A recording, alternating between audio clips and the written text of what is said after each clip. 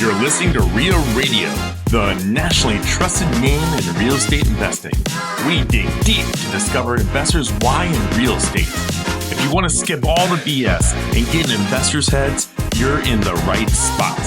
Be one of the thousands to check out REIAradio.com.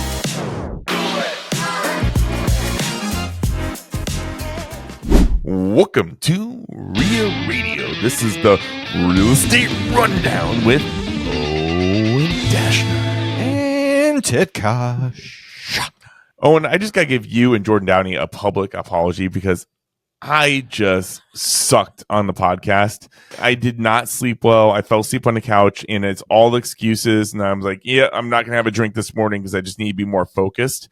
And man, I think I was the biggest POS that I've ever been on a podcast today. Well, nobody. Hey, Jordan I don't know that anybody noticed it. So you're good. If you watch, you'll get a hall pass. If you watch some of the video, you'll notice because I am exhausted. And Ted was drooling on himself. Thank goodness you just kick ass at this because I was the most worthless I've ever been. We have to give props to Jordan too because wow, I was blown away. And by the way, he also did not mention a few key things on the podcast that are like, we'll leave it vague because I can tell he didn't want to share it publicly, but like he's kind of balling in the real estate investing space. Yes. Yeah. And he brought up some kind of surprising things to me. So this is in the vein of when you hear a lot of advice from unsolicited place. Well, maybe you're soliciting them because it's YouTube and like, you know, you hear all the podcasts and people are like, use a real estate agent that also invests, use a CPA that also has real estate portfolio, use a lawyer that is familiar with real estate. That's why I get so many phone calls. And Jordan eats his own cooking. Like he is an active and passive real estate investor himself. And I mean, very goal-oriented dude. He's doing a ton of crap. I was going to bring this up on the podcast with him because there's a thing called the 40 under 40. You ever seen that? So it's like I've heard of it. It's a designation that they award people, at least in Omaha. I assume it's around the country or maybe the world. But they're like, oh, you're 40 under 40. You've hit X number of milestones and now you've made it.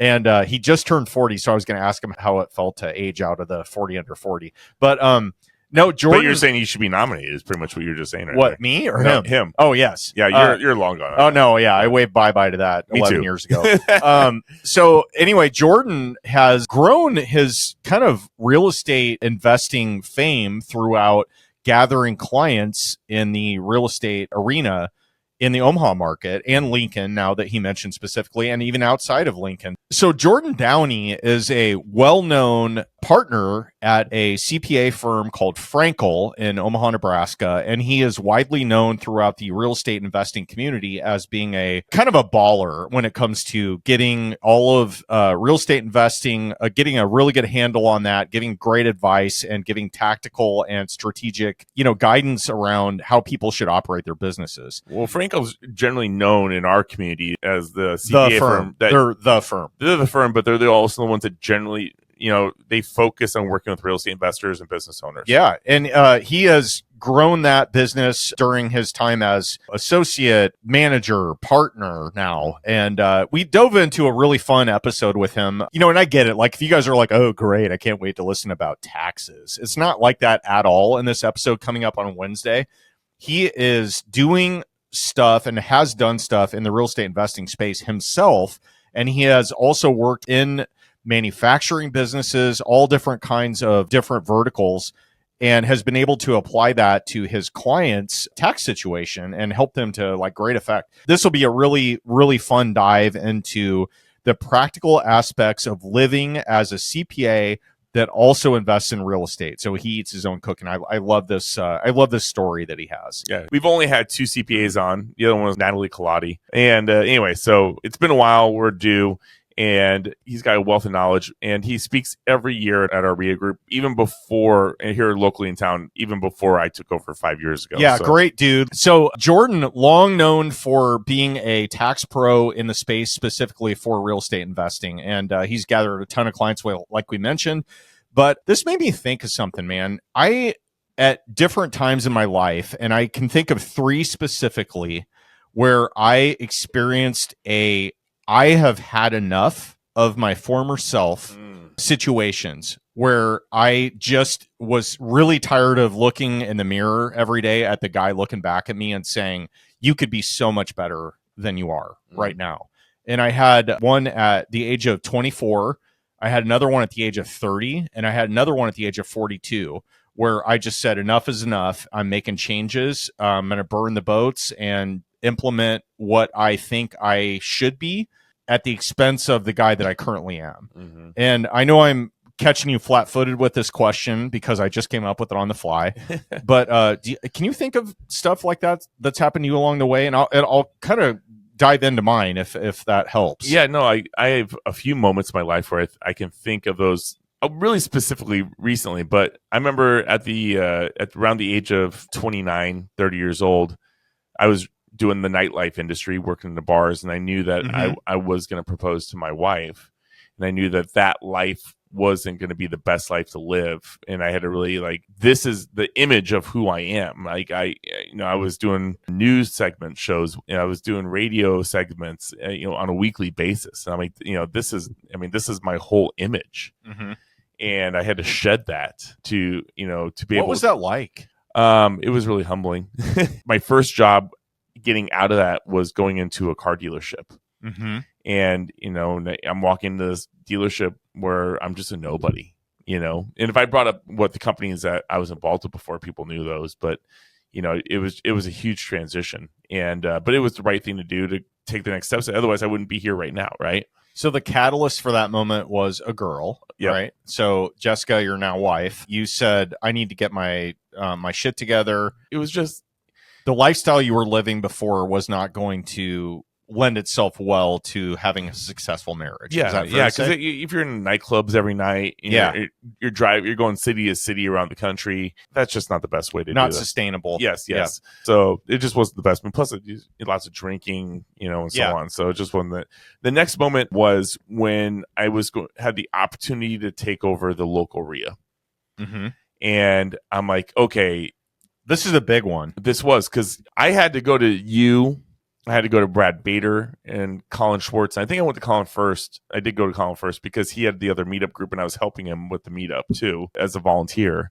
And I was like, Kate, I'm looking at taking over the local REIA group, and I was looking for acceptance and validation. Yeah. But also, and I've said this so many times, but I had to stand in front of the people like you that I looked up to and, was becoming, closer and closer friends with at the meetups.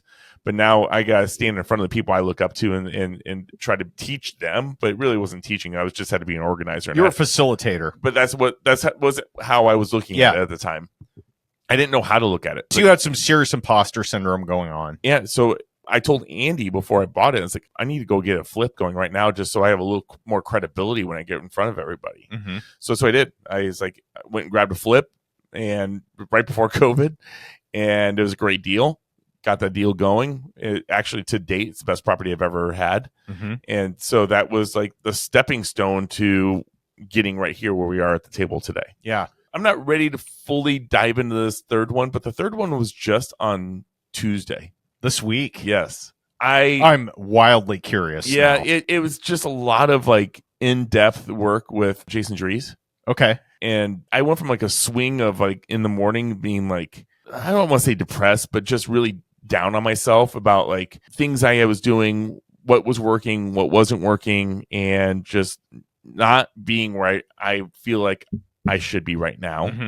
And then I had to write all out, put it on paper. Okay. What all the negative feelings I was feeling. And I'm not a guy that does that. Okay, let's break this down a minute. So when you're making this list of stuff that you're not satisfied with, and if you don't mind, if we could dig into this. So did you do pros cons, or no, was this all stuff I hate about my situation? It was just everything that was negative on my mind I put on paper. Okay.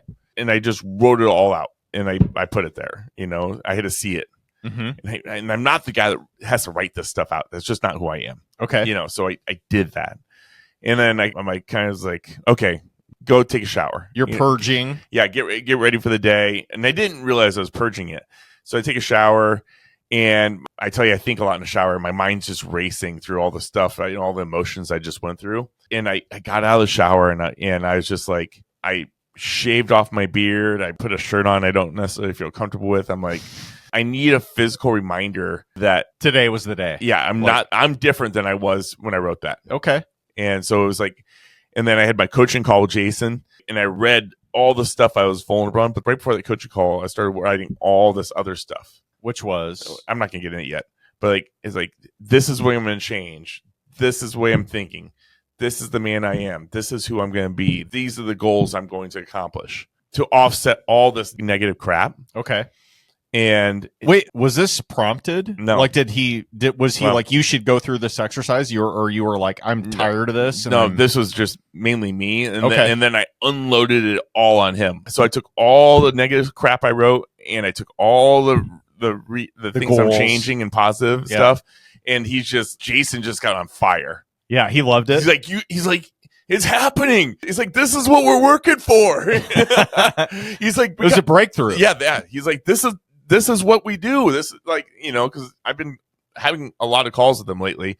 And then he was so excited that this was happening. And then he just went on fire with like, you need to be doing this and you need to be doing this. And then he just went on, like, this was a 30-minute call. He went an hour tangent. Yeah. And then he's like, we can't stop here. He goes, Friday, 3:30 this week. He goes, we're following back up on this. Okay. So we have a call after the podcast. That's awesome. So that's awesome. Yeah. So yeah. And so yeah, it's kind of serendipitous that you bring this up because it. Yeah. Ted and I didn't talk about this at all before we hit record here. So and I'm not ready. Eventually I'll, me, I put everything out there, but right now I'm still going through the emotions and figuring out everything. And yeah, and I rather like get a little bit past this, prove that I am that, and then I'll kind of listen, that's totally fair. And we have a weird platform where we talk about our weeks. Mm-hmm. And, each week we get on here and kind of go over what we've done and what we're struggling with and whatever. And this is something that most people keep close to the vest until they're comfortable sharing it. So I know that I'm catching you kind of like hot topic. I tell you most of the stuff of going on. I haven't gone through this with you yet. No. Yeah, this is all new. But yeah, so not to belabor the point here, but I'll share mine. Yeah, so, I want to know. Yeah, I was 24 years old, and Jen and I were dating, and so this was 1999. For those of you like do the math, I was 19, and oh god. And so I was 24, and I got to a point where I was like, I wasn't born. Ain't nobody asked you. Let's turn his mic off. Yeah, that's pretty funny, actually. So it was coming up on Y2K, right? So set the stage. We thought the world was going to totally. And, we got through that, obviously. We're still here giving this podcast. Did you laugh after midnight? It was, well, here's the thing, man. Like, I spent a career recruiting IT professionals in my very first foray into professional workspace. I was recruiting Y2K programmers to do the switch, the date switch. Yeah. So a lot of banks, a lot of insurance companies, a lot of people that had mainframe computers as their backbone of their business, they were struggling with how to cope with the whole date change thing. That was the whole Y2K thing for those of you like Aiden that weren't born yet.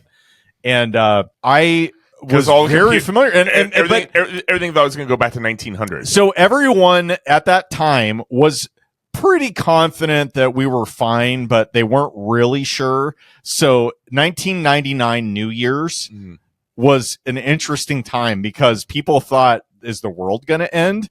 Is the power grid going to shut off? Like there was all this stuff, right? People had no idea, and that went through without a hitch for the most part. I'm sure people would argue with me about that. They were intimately involved. But I, shortly after that, decided that I was going out a lot. I was partying. I had, Jen and I were dating at the time, but I was 24. I was 24. I was not satisfied at all with who I was at that current time. And I was like, this is not who I am. Like, I'm a guy that personal development is important to me. Mindset's important to me. And I felt like I was just going through the motions and doing a lot of things because they were fun. I wasn't reading anything that was doing me any good. And I was like, I remember having this conversation with Jen, and she was living in Kansas City at the time. We dated long distance for the first year we were together. So I remember being on the phone with her, and I was like, I was kind of trying to describe what I was going through at the time mentally. And I was like, I feel like I'm better than this. I feel like I can do more, and I really want to get better. And being better was the whole theme of this thing. I used to read all the time about, a whole variety of topics, and I felt like all I'm doing is just like, maybe I'll read fiction once in a while. Is this at the end of your bartending life? It was very close to that. Okay. Yeah. And I told her, I was like, I'm going to get back on the horse, and I really want to do self-development and all this stuff. And I remember her saying to me, now that I think about this a lot more, she was kind of like, well, what does this mean for us? Like, are we breaking up? I mean, she essentially said, well, where does that leave us type thing? Like, are you correlating this to our relationship? And I was like, no, not at all. Like, I want to be better. Good news to you, Jen. I'm going to be better. Like, I'm going to be a better man. And I remember really going through that process and saying, like, I want to be a better man for the spot I'm in life. And I really went on kind of a mission there and just started kind of diving into books and trying to improve myself and just think bigger and all those things. And then, like, another time I went through it was I was 30, and 30 is a big milestone, and 40 is a big milestone, and all those things. And, I bought my first house when I was 30, and that I felt like I was behind a lot of my friends. Several of them had bought houses in their late 20s or mid 20s. And then 42 was my next time when I said, I am done with corporate life. Like, I had worked in that career for 20 years, or not at the time, but maybe that's about right. And I left my job. And that was a huge catalyst for everything that I've done since then. So I've had 3 major like pivots in my mindset and just what I was doing in life at the time. And those things I think everybody goes through, and it's highly personal, and nobody has the same story. So I just, I appreciate you sharing that, because it's something that, like, it can shape your future. Out of all those, which one was most impactful? Ooh, that's tough, because the thing is, when you're young, if you change your trajectory by 1 degree when you're 20 years old, it makes a much bigger impact than if you change it by 5 degrees when you're 40, right? So it's hard to say, but related to business and real estate and just happiness in general, I would say when I was 42, that was my biggest life change, when I pulled the plug on my corporate job and said, I'm all in. I'm doing real estate. This is what lights my fire. This is who I want to be. I haven't looked back, and that's 8 years ago. I had been investing for about 12 years before that. So I'm about 20 years in, and like, I'm unemployable at this point. Like, thankfully, it's a Tuesday. I can clear my schedule and decide I want to go do whatever I want. Generally, not many people can say that. So this is an appreciation episode. So I appreciate where I am because of the guy 8 years ago that decided he didn't want to work in corporate America anymore. Thanks, past Owen, because that was a big move. I appreciate it. If you were to work a job today, what would it be? I was thinking about this. I think now that I have a lot of friends and business partners that are involved in multiple businesses, I see now where I could add value immediately by walking into that. And I know that I like and know and trust the people that I, am partners with. So I think I could walk into something that's like, let's just say it's Levin Wealth. Like, I think I could add value to their business like immediately, like day one. And I think I could do stuff for other people that have gaps in their business that are obvious to me, but maybe not to them. And I could do things like that. But I think I would do it more on a consulting basis rather than full time. I think I could probably be a really good, like I'm an owner of Liquid Lending, which is, hard money lending business. But I think I could do loan brokering and like stuff like that. Like, I see kind of behind the scenes now on how things actually work. I think maybe you should have been a banker, huh? No, not at all. No, hard pass. CPA? Nope, none of those things. If I can't work from home and do whatever I want to do, I'm out. Like, that's my whole thing. But yeah, no, I've tried a lot of different jobs and a lot of different career paths, but that's kind of where I've arrived at, is like, I want to do something that lights my fire every day, something I can add value, something that I feel good about myself at the end of the day, and I'm good, right? I just know if I got a job right now that it probably would have like a 2-year lifespan. Yeah. Because I would get you get bored. Yeah. Yeah, I get bored easily too. So the more freedom the job would give me, the longer I'd last. well, and honestly, like I think there's probably a lot of people like us in the real estate business where you find a deal, you get really excited about it, and the whole excitement around it is putting the deal together, finding it, closing it. You feel good. There's a sense of satisfaction there. After a couple months go by, generally you're like, what's next? Like operating it isn't my jam. And some people really love operations, and that's just never been me. Never. So yeah, interesting. Deep thoughts. Well, one thing that might be fun to talk about is our August 20th event. Yes. So it is official. The tickets are live. Tickets are live? I didn't know this. Yeah, it's on that QR code on those papers. We have already sold tickets. Oh, okay. Yeah. Where's the money, bro? It doesn't. It gets deposited. Hey, daddy's got to pay some bills. It's going to all go into an account. Oh, okay. A separate account. So yeah, that's all fair conversation. Mid-sized multifamily is kind of the sweet spot here, right? And this is going to be Omaha, Nebraska. It's going to be a live event. We're going to have 5 speakers. Yeah, we're only missing the last speaker to lock down. We're not missing him. We haven't told you who it is yet. It's the one we haven't advertised yet. Right. So, but yes, we have Colin Schwartz. Yep. Chris Pomeroy. Yep. We have Jerry Schlippern. Yep. We have Wyatt Simon. Yep. We have MC Owen Dashner. MC Owen Dashner. Yeah. So this will be fun. I can't wait to do this event. This is going to be a really, really cool spot. It's going to be at the Omaha REIA event place, which is Aloft Hotels on 180th and Dodge. Yep. Yeah. So we'll have up to 200 seats available. There'll be a light breakfast, lunch, and we'll have drink tickets for a little happy hour event afterwards. So if you want like a smaller, more focused all day event instead of having multiple rooms and you're getting really not all the information you really need because you keep on going to these breakout sessions. This only has one topic. It's small multifamily. So we're going to be talking lead gen, finding deals, financing, creative financing, banking, transitions, from single family to multifamily, the state of the market, property management, analyzing deals, underwriting, systems needed, and the people needed to do this, and everything else that is surrounding around this type of business. Gonna be fun. Any of you that have figured out that single family maybe isn't the way, you want to also look into multifamily, this is the one for you. If you're looking how to buy and operate mid-sized multifamily stuff, this is also for you. So I think it's just going to be a really well-rounded panel, or like not panel, but we're going to have a set of speakers that are going to speak exactly on the topic that you're interested in. So dive into this. We can't wait to present it. It's coming up August 20th. Mark your calendars, get your hotel rooms, all that fun stuff. Cool. Well, I think that you guys are all going to enjoy that. Plus, the first 20 tickets sold, we have a special price available on our page. So go to omaharia.com, go to our events calendar, and you guys can check out that and the pricing. I'm going to let you guys check it out so you can see the special pricing that we have going on right now. But I'm going to tell you guys, it is not very much money. But Owen is 27 minutes into this podcast. I think it's time to get into everybody's favorite section called the Golden Nugget. Okay, this happened to me this week. So hot off the press, I was looking at a deal probably 2 months ago, and a buddy of mine owned let's call it a mid-sized multifamily. So 40 to 50 units in the local market here. I was considering buying it. He bought it last year, and it ended up being a lot more of a heavy lift than he thought with regards to CapEx, which meaning, a chiller needed replaced for 150 grand.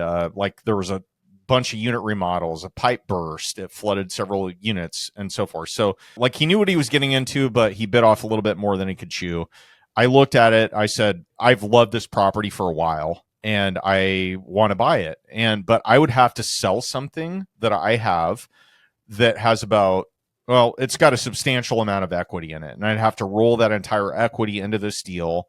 And basically I'm trading a, 30 plus unit one for a 40 plus unit one. The numbers made a lot of sense, but they actually didn't when I broke them down because I felt like he overpaid for it. Mm-hmm. Long story longer with this, I ended up getting a call from him. And this is a guy that I know, like, and trust. And we've known each other for a long time, good friends. And he said, hey, my partner in this wants out. Would you be interested in buying their share of the business? And I said, yeah, I'd love to talk about it. And I said, what's that look like? And it ended up being, I'm going to keep it a little bit vague, but basically the amount of money that I was going to have to put into this thing to own it, operate it all by myself, and have all the responsibility was going to be north of 7 figures, right?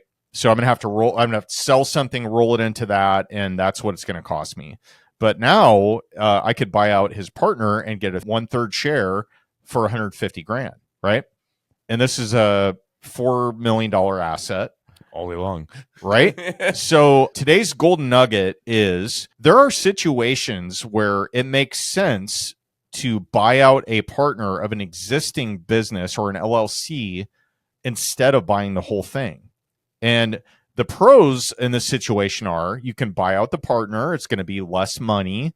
You are going to be able to get into an asset that you obviously want and like. Is there any concerns with why the partner backed out versus like how many questions do you ask? Because like, is the other partnership not good? Well, the situation in this one is it's a significant other that's not a spouse, and they're splitting up. So that makes sense. Yeah, that makes a lot of sense. Yeah. Like I get it. Like I understand. They don't want to be involved. The current owner that I'm talking about obviously wants to continue owning it, but you know, and now he's going to be less. He has to buy that partner out, so he needs equity. Yeah. Right. So enter me, so I can come into this deal and I can take a chunk of ownership. I can help operate the deal. I can participate in all of the cost segregation and the capex and the tax benefits and all of that, but I'm into it for way less than I would be if I would have bought it outright. And the additional capital raise. Exactly.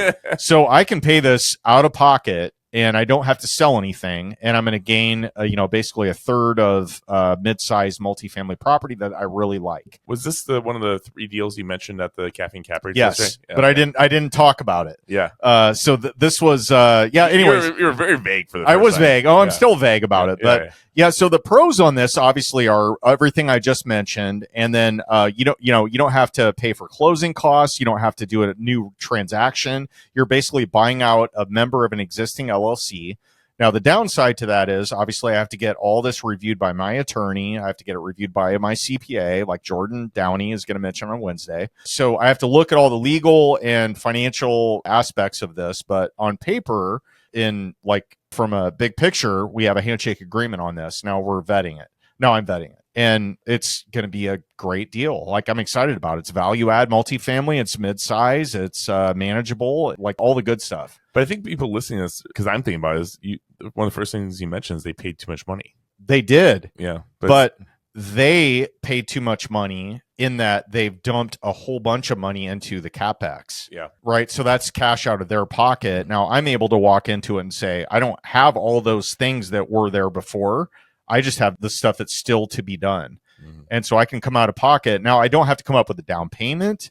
I'm just buying out shares of an LLC. Mm-hmm. So I'm introducing this today as a gold nugget because you could buy out a partner and get into a deal for a lot less than what it would cost you if you went to a bank to try to get financing on your own, and the down payment it will require and all the headache and heartache of going through the appraisal and the inspections and all that stuff. I already know it. Like I've looked at it multiple times. So I'm excited about this deal. It's 90% going to happen. Nice. Yeah. Can't wait to get a tour. That's today's Golden Nugget. Well, guys, hey, before we wrap up, your reviews of our podcast mean the world to us. So please give us a review and share us to somebody that would also equally love us.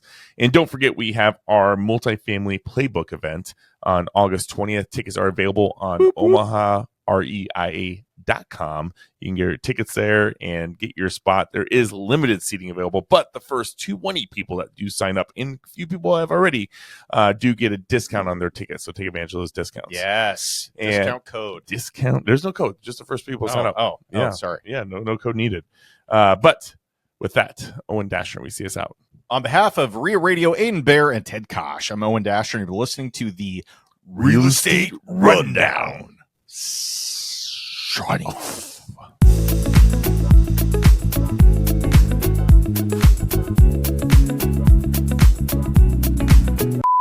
Radio. Jeez, man. Radio edit. I'm falling back into where you were earlier. That's fine. It's because of these drinks. Yes, I know. Yeah.